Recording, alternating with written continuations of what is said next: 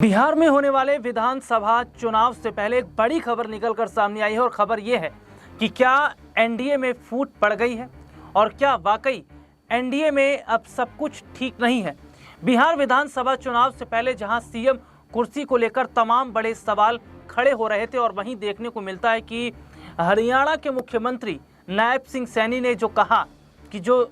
चुनाव है बिहार का वो सम्राट चौधरी और जी हाँ, जो चुनाव लड़ा जाएगा वो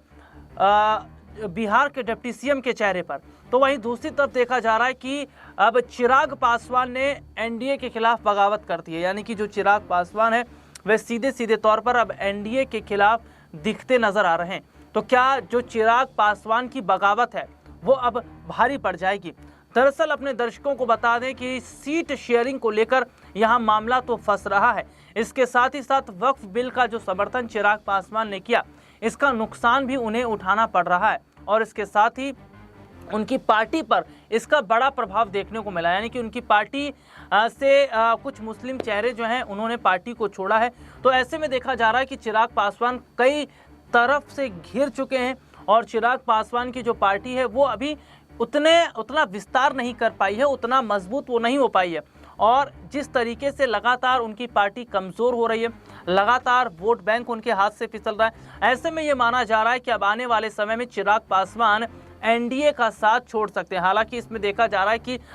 बीजेपी अब पशुपति पारस की तरफ बढ़ती नजर आ रही है, यानी कि देखिए शुरू से ही खेल रहा है कि अगर चिराग नाराज हो तो पशुपति पारस के साथ आया जाए, पशुपति पारस हो नाराज हो तो चिराग के साथ आया जाए। तो जो स्थिति इस वक्त की बन रही है वो ये साफ तौर पर बता रही है कि क्या जो इस वक्त हालात हैं, जो इस वक्त की तस्वीर है वो ये साफ तौर पर बता रही है कि कहीं ना कहीं जो मौजूदा वक्त है, जो मौजूदा समय है वो ये बता रहा है कि अब एनडीए का सबसे बड़ा नुकसान होने वाला। और देखिए बिहार के विधानसभा चुनाव से पहले